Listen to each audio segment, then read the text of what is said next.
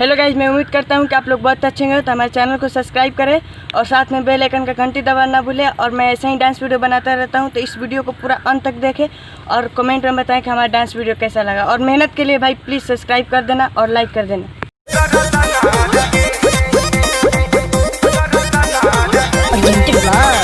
Adishakti film.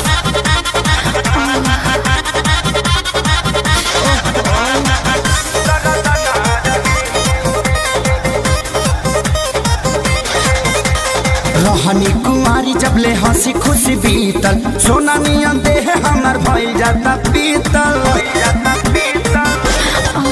अरे रहनी कुमारी जबले हंसी खुशी बीतल, सोना नियन देह हमर भइल जाता पीतल। जहियाल जिंदगी में मरद ना रहे, जहियाल जिंदगी में मरद ना रहे।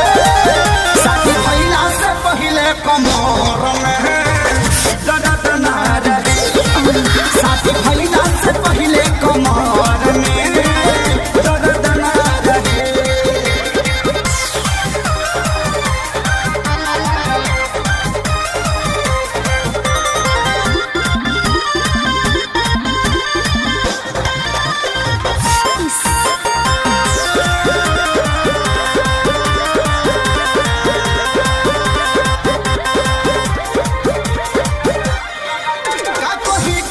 विपत में जिंदगी का हमारी पहरल हो, रातों दिन खातिर रहता पियावा नहीं पेट भरल हो। का कही केतना विपत में जिंदगी